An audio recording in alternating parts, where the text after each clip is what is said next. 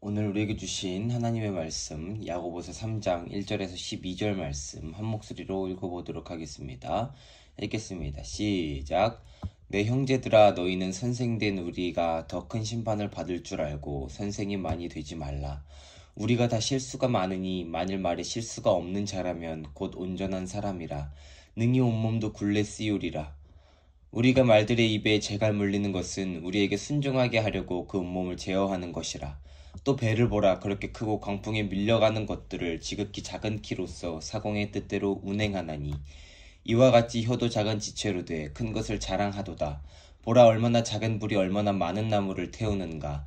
혀는 곧 불이요 불 위의 세계라. 혀는 우리 지체 중에서 온몸을 더럽히고 삶의 수레바퀴를 불사르나니 그 사르는 것이 지옥불에서 나느니라. 여러 종류의 짐승과 새와 벌레와 바다의 생물은 다 사람이 길들일 수 있고 길들여 왔거니와 혀는 능히 길들일 사람이 없나니 쉬지 아니하는 악이요 죽이는 독이 가득한 것이라. 이것으로 우리가 주 아버지를 찬송하고 또 이것으로 하나님의 형상대로 지음을 받은 사람을 저주하나니 한 입에서 찬송과 저주가 나오는도다. 내 형제들아, 이것이 마땅하지 아니하니라. 샘이 한 구멍으로 어찌 단물과 쓴물을 내겠느냐. 내 형제들아, 어찌 무화과나무가 감람열매를 포도나무가 무화과를 맺겠느냐. 이와 같이 짠물이 단물을 내지 못하느니라. 아멘. 자, 오늘 말씀의 제목을 함께 읽어보도록 하겠습니다. 읽겠습니다. 시작. 축복의 말을 하자. 축복의 말을 하자 라는 제목으로 여러분들에게 이렇게 말씀을 전하도록 하겠습니다. 친구들은 촌철살인이라는 고소성어를 아나요? 조그만 쇠부지로도 사람을 죽일 수 있다는 뜻인데, 간단한 말로 사람을 감동하게 하거나 사람의 약점을 찔러 곤경에 빠뜨릴 수 있다는 의미도 있습니다. 이처럼 한마디 말이 엄청난 결과를 가져올 수 있습니다. 악한 말은 교회 공동체에도 나쁜 영향을 주고 하나 되지 못하게 만듭니다. 그렇다면 하나님의 자녀인 우리는 어떤 말을 해야 할까요? 오늘 말씀을 통해서 알아봤으면 좋겠습니다. 본문에서 야고보는 말의 중요성을 이야기하고 있습니다. 1장 19절에서도 말에 대해서 말을 급하게 하려고 하지 말고 천천히 하라 라고 이야기했지만 3장에서는 말에 대한 중요성을 길게 다루며 이야기하고 있습니다. 야고보가 살던 당시 초대교회에서 말 때문에 사람들 사이에 싸움이 일어났습니다. 그래서 야고보는 사람들에게 이렇게 외쳤습니다. 사랑하는 형제 여러분, 다들 선생이 되려고 하지 마세요. 선생인 우리가 더 큰 심판을 받는다는 사실을 여러분도 잘 알고 있을 테니 선생이 되려고 하지 마세요. 친구들, 야고보는 사람들에게 왜 선생이 되려고 하지 말라고 이렇게 이야기했을까요? 그 당시 선생은 교회에서 기독교 교리를 전달하는 매우 중요한 일을 담당했습니다. 또한 선생이라는 직분에는 상당한 권위와 명성이 있었습니다. 그래서 사람을 가르치는 일에 매력을 느끼고 너도 나도 선생이 되려고 했습니다. 야고보는 그런 사람들에게 선생이 더 큰 심판을 받을 것이라고 경고한 겁니다. 친구들, 그렇다면 왜 야고보는 선생님이 더 큰 심판을 받게 될 것이라고 이야기했을까요? 곰곰이 생각해보면 그 이유를 알 수 있습니다. 친구들, 가르치는 선생님이 말을 많이 하나요? 가르침을 받는 학생이나 사람이 말을 많이 하나요? 당연히 가르치는 선생님이 말을 많이 하게 되겠죠. 야고보는 선생이란 직분은 말로 사람을 가르치는 직분인데 말을 많이 하다 보면 실수하게 되므로 죄를 짓고 그 직분을 올바로 수행하지 못하면 더 심각한 심판을 받게 된다는 의미에서 선생이 되려고 하지 말라고 경고한 것입니다. 우리는 살면서 실수를 많이 하게 되는데 특히 말에 대한 실수를 많이 합니다. 야고보는 만약 말에 실수가 전혀 없는 사람이 있다면 그는 온전하고 완벽한 사람이라고 말하면서 자기 몸 전체를 다스릴 수 있는 사람이라고 했습니다. 우리 친구 중에 말에 실수가 없는 완벽한 친구가 있나요? 우리는 말에 실수하는 연약한 사람임을 늘 명심해야 합니다. 야고보는 두 가지 비유를 들어 혀가 지닌 능력을 보여주고 있는데요. 먼저 재갈입니다. 친구들, 재갈이 뭔지 알고 있나요?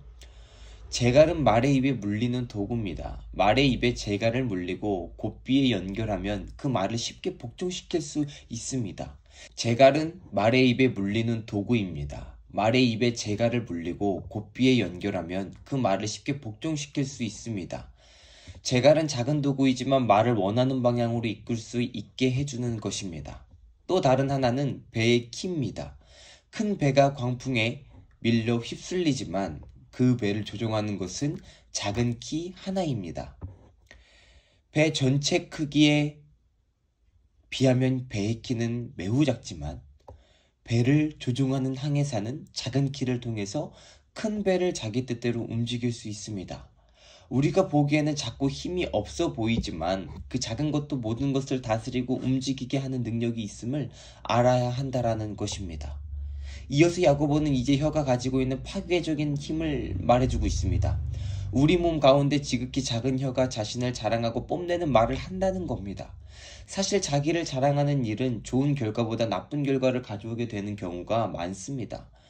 야고보는 작은 불이 산과 도시 전체를 태울 수 있는 파괴력이 있다고 말하고 있습니다. 우리가 알고 있듯이 겨울에는 건조해서 산불이 자주 발생하는데 대부분 작은 불씨가 큰 불이 되어 산에 있는 수많은 나무를 태우고 동물을 죽게 만들며 심지어 우리의 생명과 재산을 앗아가기도 합니다. 이와 같이 한마디 말이 사람들 사이를 나빠지게 하고 내가 속한 교회나 친구의 관계를 파괴할 수 있다고 경고하고 있습니다. 그래서 6절 말씀에 혀는 불이요 죄로 물든 이 세상이라고 말씀하고 있습니다. 혀는 우리 몸의 작은 부분이지만 잘못 사용하면 우리 몸 전체를 더럽힐 수 있고 우리의 삶 전체를 파괴하는 결과를 가져올 수 있습니다.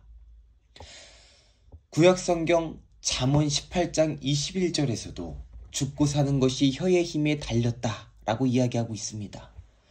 친구들, 우리의 작은 입에서 거짓말이나 친구의 마음을 아프게 하는 말, 화나게 하는 욕이 나오곤 하는데 그런 말은 우리 마음을 더럽히고 파괴하며 타락하게 한다는 사실을 명심해야 하는 것입니다. 야고보는 이런 악한 말은 나쁜 마음과 타락한 악에서 나온다고 말씀하고 있습니다. 친구들, 더 심각한 문제는 이 혀를 길들일 수 있는 사람이 없다는 겁니다. 요즘 많은 사람이 집에서 강아지, 고양이뿐만 아니라 뱀, 악어, 새, 거미, 다양한 동물들을 키우고 있어요. 그런데 만약 이러한 동물들을 길들일 능력이 없다면 키울 수 있을까요? 없을 겁니다. 사람들은 동물을 길들일 능력이 있어서 저마다 좋아하는 동물을 키우며 길들이고 있어요. 심지어 바다에서 헤엄치는 돌고래, 바다사자 등을 길들이는 사람도 있습니다. 그런데 놀랍게도 자그마한 혀는 능히 길들일 수 있는 사람이 없다는 거죠. 야고보는 사람들이 여러 종류의 짐승은 다 길들일 수 있지만 혀는 능히 길들일 사람이 없다고 하면서 혀는 쉬지 않는 악이요 죽이는 독이 가득한 것이라고 말씀하고 있습니다. 죽이는 독이 가득하다는 것은 뱀의 독을 생각해 볼 수 있습니다. 독이 있는 뱀에게는 한 번만 물려도 생명을 잃을 수 있는데 뱀의 독보다 혀의 독이 더 치명적이어서 사람을 모든 면에서 완전히 파멸시킨다는 말입니다. 야고보는 이런 혀를 아무도 길들일 수 없다고 말씀하고 있습니다. 친구들, 우리의 생각이나 의지로 혀를 길들일 수 없다면 어떻게 해야 할까요? 오직 하나님께 도움을 구해야 합니다. 하나님의 도움을 받으면 혀를 다스릴 수 있고 하나님 나라의 백성다운 말을 할 수 있습니다. 야고보는 이제 우리의 모습을 보여주는 말씀을 하고 있습니다. 9절에 우리가 입으로 하나님을 찬양하고 또 그 입으로 하나님의 형상대로 지음을 받은 친구들을 저주한다는 것입니다.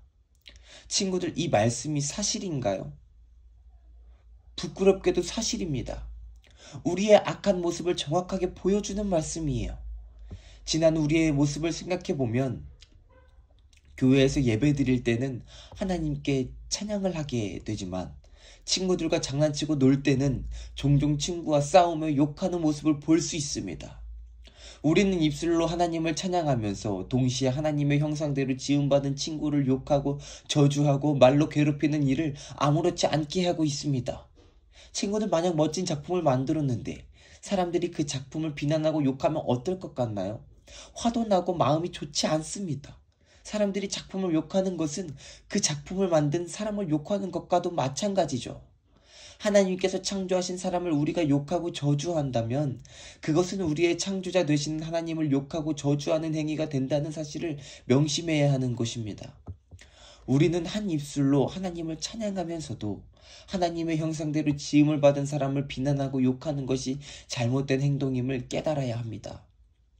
야고보는 3가지 예를 들면서 이 문제를 설명하고 있습니다. 먼저 이렇게 질문을 합니다. 하나의 샘에서 단물과 쓴물이 같이 나올 수 있겠느냐? 당연히 하나의 샘에서 서로 다른 2 종류의 물을 낼 수 없어요. 또 야고보는 무화과나무가 감람 열매를, 포도나무가 무화과 열매를 맺을 수 있겠느냐? 라고 질문하고 있는데, 그러면서 야고보는 짠물이 나는 샘에서 단물을 맛볼 수는 없다고 분명히 말씀하고 있습니다. 친구들, 우리의 입술은 마음에 있는 것을 말하게 되는데 미움으로 가득한 마음에서 사랑의 말이 나올 수 없고 사랑으로 가득한 마음에서 악한 말이 나올 수 없습니다. 야고보는 우리가 하나님의 백성이라면 마땅히 하나님의 사랑으로 가득한 언어 생활로 축복의 말을 해야 함을 말씀하고 있습니다. 친구들, 오늘 우리는 말씀을 통해서 말에는 무서운 힘과 파괴력이 있음을 깨달았습니다. 악한 말을 하면 사람에게 상처를 줄 뿐만 아니라 우리 몸을 더럽히고 삶을 무너뜨리고 교회 공동체에 나쁜 영향을 준다는 사실도 알게 되었습니다. 우리는 예수님을 믿고 하나님의 자녀가 되었습니다. 하나님께서 자녀 삼아주시고 하나님 나라 백성으로 살아가게 하셨습니다. 이제 우리는 하나님 나라의 백성답게 축복의 말을 해야 합니다. 주일마다 하나님께 예배드리며 찬양하는 입술로 친구들에게 사랑의 말, 축복의 말을 하기로 합니다. 우리가 연약하기에 말에 실수가 있을 수 있지만 습관적으로 나쁜 말을 하거나 친구를 험담하는 말을 하는 것은 자신을 더럽히고 교회 공동체에 나쁜 영향을 주며 하나님과의 관계에도 나쁜 영향을 줄 수 있음을 반드시 명심해야 합니다. 친구들, 혹시 나의 말 때문에 친구와 싸우고 멀어진 적이 있나요? 그렇다면 앞으로는 실수를 인정하고 먼저 사과하기로 했으면 좋겠습니다. 그리고 친구에게 사랑의 말, 축복의 말을 하기로 해요. 이 시간 여러분들이 그 축복의 말을 사용했으면 좋겠어요. 이제는 하나님 나라의 백성으로서 찬양하고 친구들에게 은혜의 말, 친절한 말, 위로하고 격려하는 말, 사랑과 축복의 말을 하는 모든 하나님 나라의 백성들이 되기를 소망합니다. 기도하겠습니다. 하나님 아버지, 우리를 하나님의 자녀로 삼아주시고 하나님 나라 백성으로 살아가게 하심을 감사드립니다. 이 땅에서 하나님 나라의 백성다운 언어 생활로 친구들에게 예수님을 전하며 축복의 말을 할 수 있도록 도와주세요. 예수님의 이름으로 기도합니다. 아멘. 우리 주기도문으로 예배를 마치고 다음 시간에 또 만나도록 하겠습니다. 안녕.